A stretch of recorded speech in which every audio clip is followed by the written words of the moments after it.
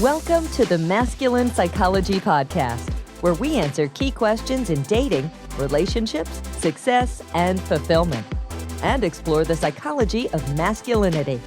Now, here's your host, world-renowned therapist and life coach, David Tian. Welcome to the Masculine Psychology Podcast. I'm David Tian, your host. In the previous two episodes, we've been exploring emotional skill and how emotions are everything. We've explored how emotions guide behavior and decisions, and in fact, everything in human experience begins and ends with emotions. That is the very motivation for setting goals, for even having preferences, is emotion. The fact that we want things or want things a certain way, these are emotions, they're wants.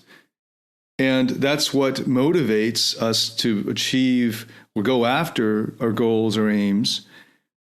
And the ultimate thing that we're actually after in these goals or aims, no matter how intellectual or devoid of emotion they may seem while we're trying to get them, but the end that we're hoping to get is some feeling, some emotion.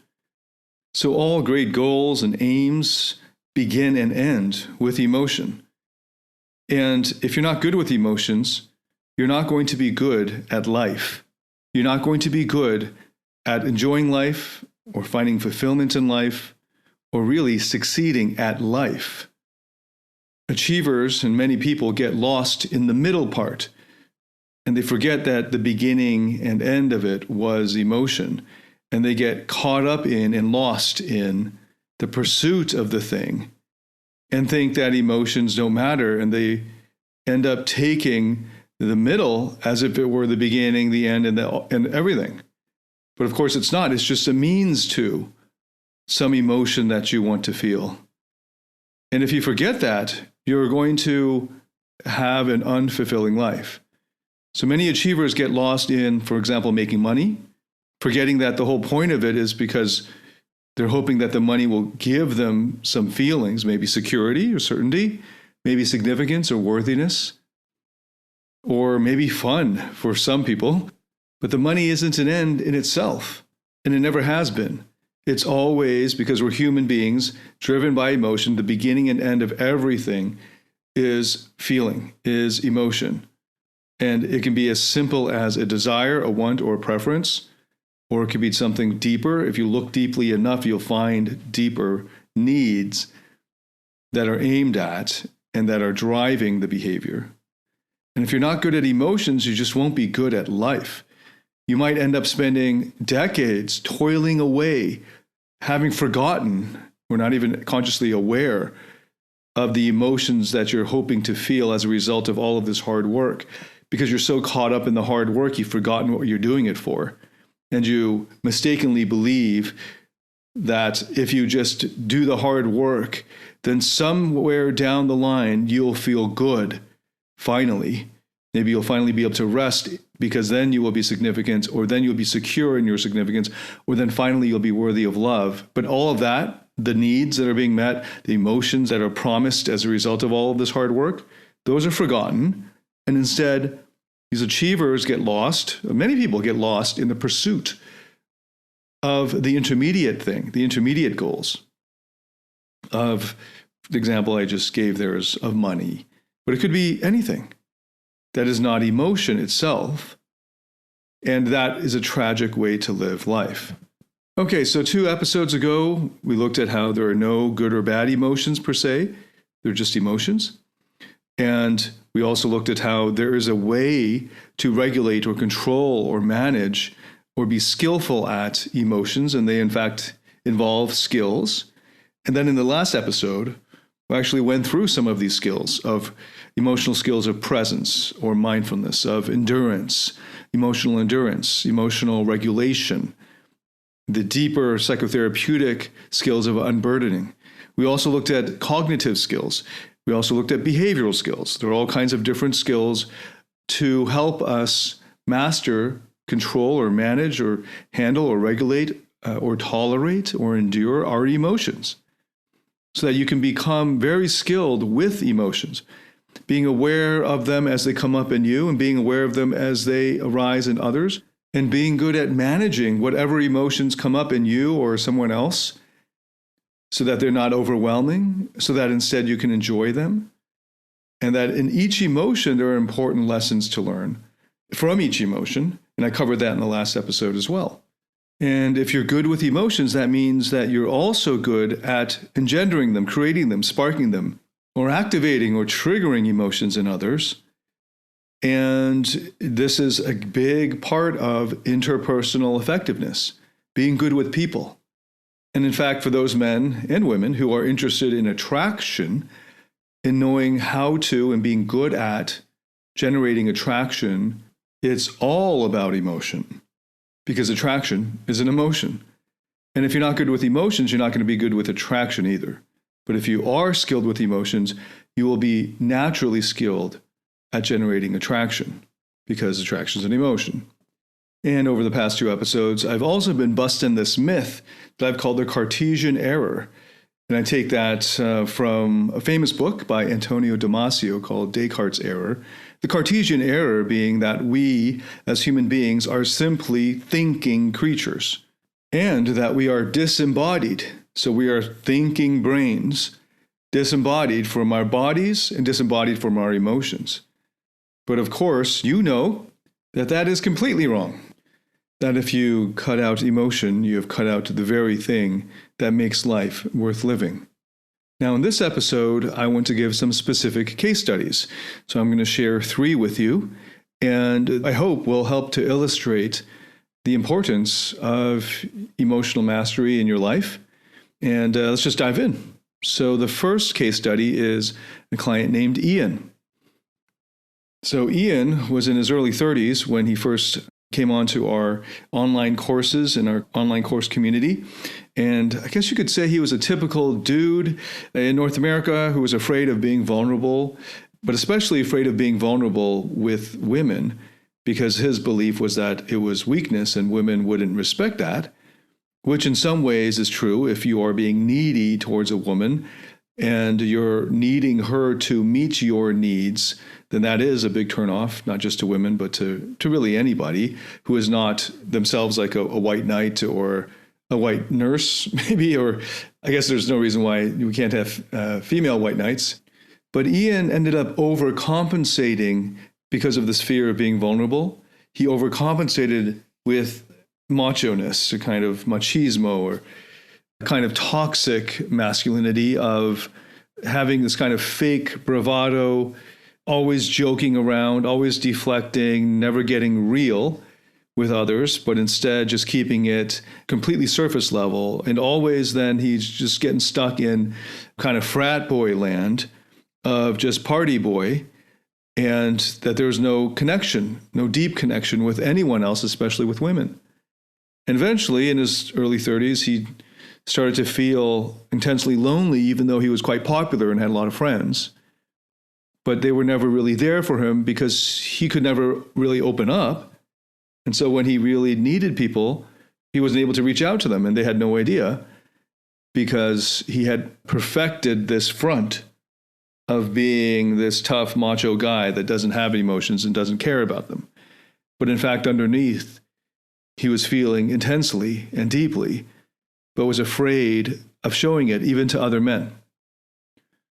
So luckily, he found our community and our online courses and started to do the therapeutic work. And along the way, while doing this therapeutic work, he began to open up, partly because many of my online courses kind of force that to happen. We have guided meditative exercises that lead you into encountering the vulnerable parts of yourself and sending them love and many other emotions, and especially inner child work and grief work. And when he first came to our community and started the online courses, he was coming out of a breakup. He'd been seeing this girl for a couple of years, but largely because of his inability to be vulnerable, he could never form a deep connection with her, and she ultimately felt unfulfilled in the relationship. Of course, that analysis only came to him almost a year later from doing our work. He realized that But at the time, he just considered her to be more demanding, because of course she was more demanding because she was demanding that he show up more and open up more. But he didn't understand what that meant and what she was asking for. And instead, he went and started seeing other women as backup because he bought into this lie that you find in men's self-help about abundance, and bought into this common abundance tactic of having other women on the backup role, I suppose, having them on the go or in his phone, just working other girls, just in case this one he's with, that he's committed to, that he was seeing exclusively for almost 2 years, anything were to happen with that relationship, well, he's got other women. So this was the coward's way of dealing with vulnerability, is to avoid it by creating backups so you don't actually have to be vulnerable. And of course, when she found out that he was flirting with other girls and having these text exchanges and that sort of thing, she didn't appreciate that they were just backup for him, because after all, he was insecure about her, because she had been asking for more connection with him and he didn't understand what that meant. And he just saw it as more shrill demands. So they broke up. Well, actually, she dumped him. And he was heartbroken, but he didn't know how to handle it. So he just tried to see lots of other women, but he just felt like he lost his mojo because he didn't have his confidence, because he got dumped and couldn't get her back. And because of the therapeutic work he was doing with us afterwards, as a result of, after the breakup, finding somehow on the internet, finding us and finding my work and going through the courses, he started to become a lot more comfortable with being with the inner child parts that were holding this vulnerability, that really just wanted love and connection and intimacy. And then there were these protector parts that were macho and tough guys, and they were hiding the vulnerable inner child parts. But because of his work, the therapeutic work that was ongoing at the time, he was able to own it, that he was a guy who loved deeply, that cared deeply, that lost someone that he cared for deeply. And he was sharing that even when he was trying to talk up some girls, that he was attracted to some women, even one instance in a strip club, talking to a stripper there and having a heart-to-heart about how hard breakups are. Because his heart was broken, it was hard for him to have the courage to open it up again. And because he spoke from the heart and was able to meet his own needs, and this is really important because this is part of the therapeutic work, the emotions of needing, of love, of connection, he was able to meet his own needs because he was able to spend time with his inner child and direct love to his inner child. And even though it was still painful because there was someone he cared about deeply that didn't want to see him anymore or chose not to see him anymore, and that hurt, but that was okay because he could still hold the ones inside him, his inner child parts that were hurting the most, and let them know that it's okay and that this too shall pass, and it's okay to feel. And it is even good to feel because you don't want to repress these emotions. These were all lessons that he learned over the weeks and months of doing the therapeutic work in our online courses.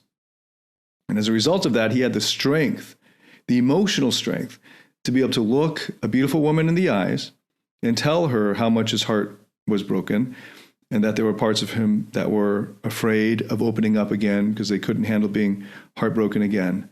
And forming deep connections with these women, even including the stripper, throwing that in there just to grab your attention and because it's kind of unusual or funny. And then in each case, he was sharing how it hooked these women, that it was a completely different reaction from the light, fun, flirty exchanges that he used to have years ago at the bar, a few years before when he had his quote unquote mojo. But now he was at a much deeper, more mature level as a result of the therapeutic work and could own any emotions that came up and any emotions he was feeling because he was able to be comfortable with whatever came up, even if it caused him to tear up, or maybe even especially when it causes him to feel intensely. And as he's feeling so intensely, holding eye contact with the woman he was speaking with. But more importantly, that he was able to hold the one inside him, the inner child inside him who was feeling those emotions most intently, and to give that one a big hug and to let him feel that it's okay to be feeling this way and he doesn't have to feel something different, that this feeling that he's feeling right now is okay and makes a lot of sense and is a beautiful emotion. Because really, he was a big love bug inside, but didn't have the courage to face it, to experience the emotions head on and handle however overwhelming they might feel or however intense they might be. Because there was a higher self in him that he was able to access as a result of the online courses that could welcome with courage any emotions that any of his inner parts were having. And as a result, his dating life just flourished, even while he was heartbroken. And the remarkable thing is, for him, he found to be surprising, was that he didn't find it to be a big deal because he wasn't all that excited about that. Because what he was much more excited about and much more fulfilled by was the inner experience that he was undergoing of getting to know his own vulnerable parts of him that were like his inner child parts, and loving on them. And what the women who he chose to reveal and share his emotions with got to experience the intensity and depth that of emotion that he was feeling all along, but that he didn't have the courage to face. So it turns out he was a big love bug. And then Ian ended up meeting a friend of his ex, and that word got back to the ex, and well, now they're exploring potentially getting back together. And whether Ian goes that route or not, he feels much more confident in being able to meet his own needs, regardless of who he ends up being with. He has this confidence as a result of developing these skills with his emotions.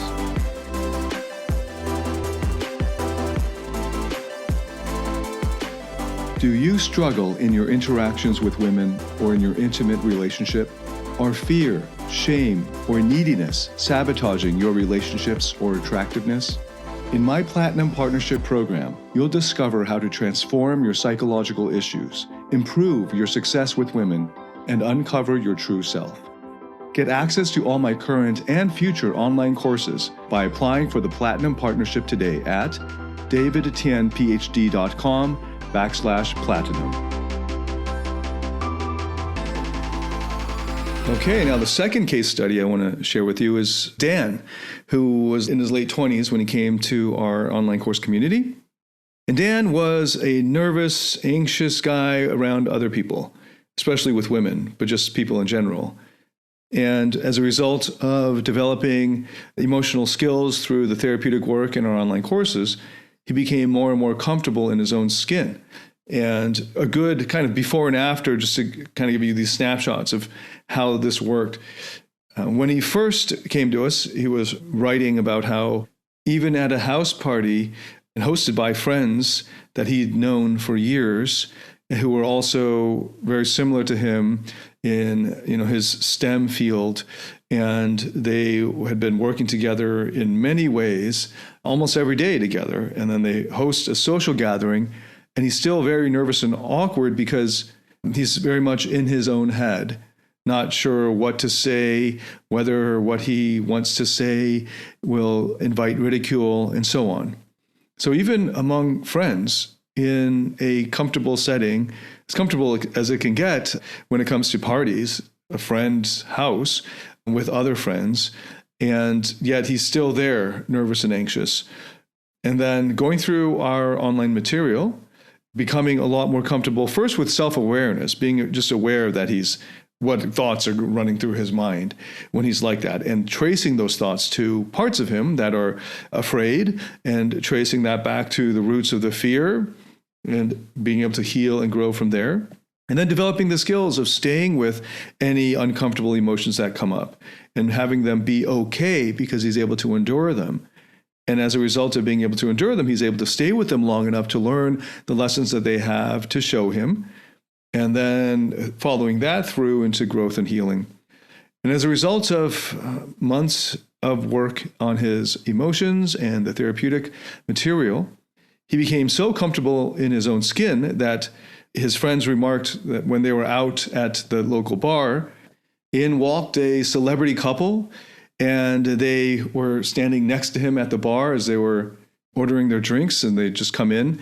And this was early evening, and he turned to them and started up a conversation because he thought they were just a well-dressed, attractive, lovely couple, and they really hit it off.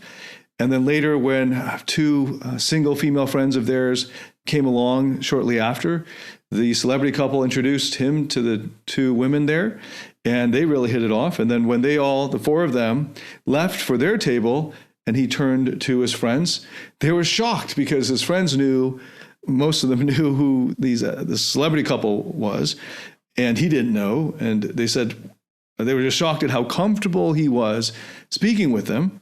And then later on, the celebrity couple and their two single female friends came by to say hi, and they all hit it off. And he actually ended up exchanging numbers with one of the women and ended up dating her and is still dating her right now. And it was a remarkable shift in his confidence and his comfort in his own skin.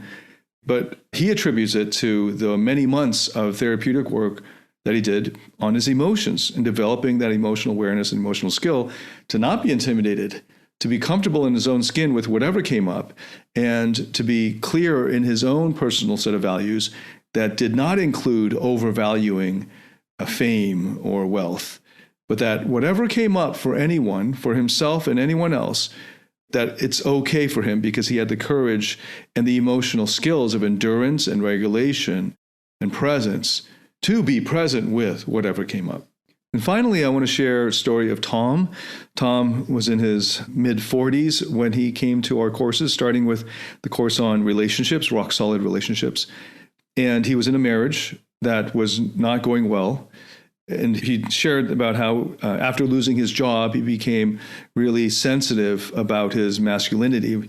Of course, he didn't realize it at the time. He thought it was more about being insensitive about no longer being a provider. And he spent a year and a half without employment, despite, he says he spent a lot of time looking for a job. But it ended up being that his wife re-entered the workforce and ended up becoming the breadwinner who supported the family, paying the bills and all that for that year and a half.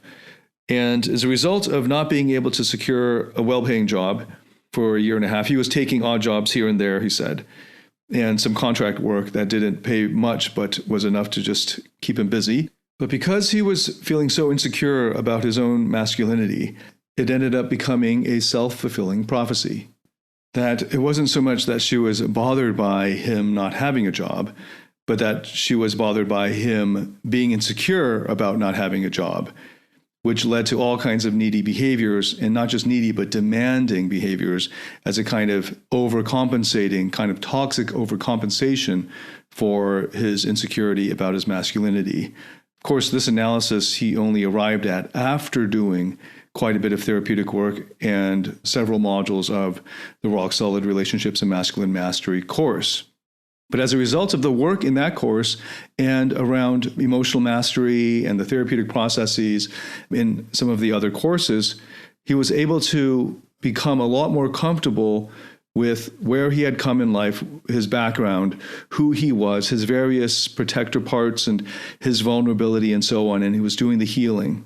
And as a result, he was able to sense and feel his actual worthiness for love, that his worthiness for love was not reliant on, was not tacked to, was not dependent on what he can do, his role as a provider, but that he was worthy of love just in who he was, just as you and I are worthy of love just because we are, just because we exist.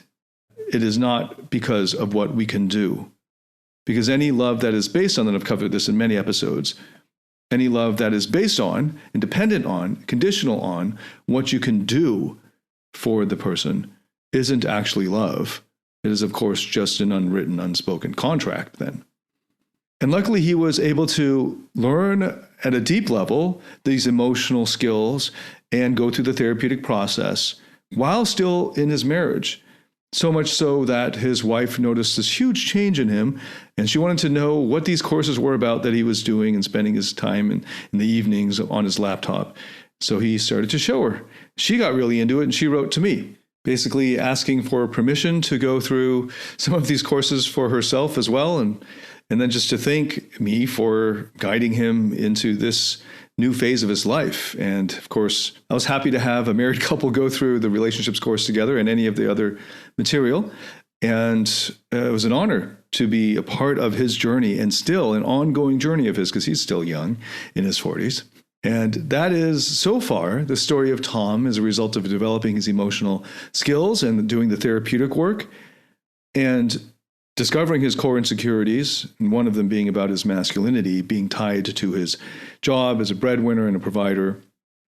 And then finally, using that to discover what, for himself, at a deep level, what true worth for love can only be based on, which is being. And good news, since then, he has found a new job that he's proud of and he's finding fulfilling and is paying him well. So there's a happy ending there, but that wasn't even necessary for his happiness or for his sense of worthiness. And that's Tom's story. And it was Ian's story and Dan's story earlier. What's your story? How are you doing with emotional awareness, emotional skill, with your therapeutic process? I'd love to hear from you. And if this or any of the episodes so far have spoken to you, I'd love to hear about that as well, any feedback whatsoever. And if this resonated with you, I'd really appreciate it if you were to share it and rate it on Apple Podcasts, and any kind of feedback at all. I'd love to get that from you. Thanks so much again for listening. I look forward to welcoming you to the next episode. Until then, David Tian, signing out.